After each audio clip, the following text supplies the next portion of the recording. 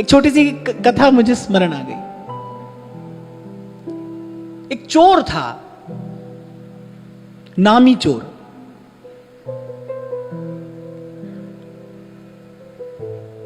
चोरों में भी तो प्रतिष्ठा होती है।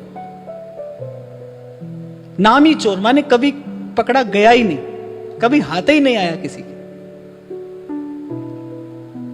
ऐसी कृपा हुई, किसी दिन सत्संग में पहुंच गया, संत अच्छे लगे,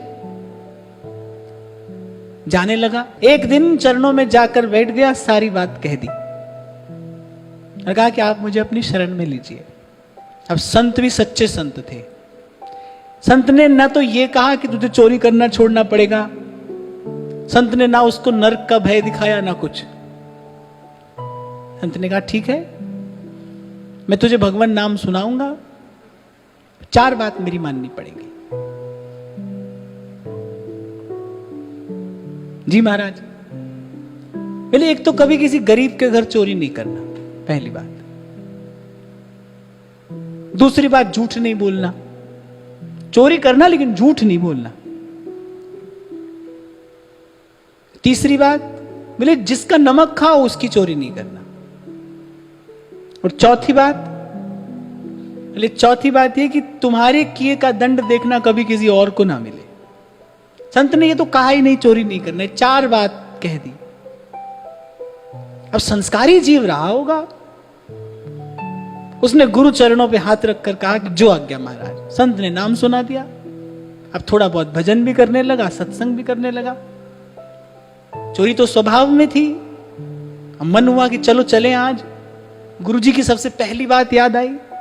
पहली बात, गरीब के घर चोरी नहीं करना। अब बोले गरीब के घर नहीं जाना है तो अब कौन गरीब अमीर के झंझट में पड़े। बोले चलो आज राजा के घर चोरी करते हैं। गरीब के घर नहीं जाना है तो राजा के घर चलते हैं। बढ़िया सुंदर कीमती पोशाक पहनी, पहुंच गया महल में। दरबार ने पूछा कौन। अब दूसरी बात याद आ गई। गुरुजी ने कहा था झूठ नहीं बोलना। अब उसने कहा झूठ तो बोल नहीं सकते। दरबार ने पूछा कौन। उसने कहा चोर। अब दरबार ने कहा कि चोर थोड़ी खुद को चोर कहता है। बोले ऐसी कोई मित्र संबंधी होगा। उसने कहा आप जाइए महाराज जाइए। पहुंच गया भीतर। अब समेट लिया सब माल उसने। भूख लग आई, थाल सजा हुआ रखा था। उसने कहा चलो कुछ खा लें। अब खाया तो तीसरी बात याद आ गई कि भाई जिसका नमक खाओ उसकी चोरी नहीं करनी। अब राजा का नमक खा लिया तो अब चोरी कैसे करें।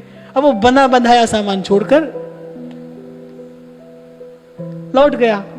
अब जब राजा की आंख खुली तो राजा ने देखा कि सब कीमती सामान बंधा है, गठरी बांधकर, फिर कोई यहीं क्यों छोड़कर चला गया। पर ये सुरक्षा में तो बहुत बड़ी सेंध थी ना, सामान तो कोई नहीं लेकर गया। पर राजा को लगा कि महल के भीतर तक तो कोई आ गया। तो राजा ने कहा कि शहर के जितने चोर हैं सबको बुला कर लाओ। अब सब पकड़ लिए गए।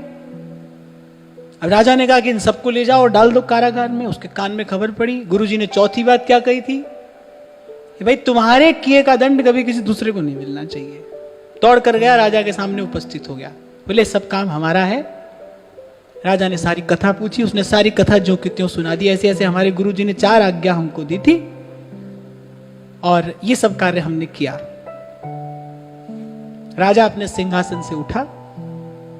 राजा ने कहा भाई सदुपदेश देने वाले गुरु तो हमने बहुत देखे हैं, लेकिन गुरु का शब्द जो का त्यों अपने जीवन में उतार देने वाला चेला हम पहली बार देख रहे हैं।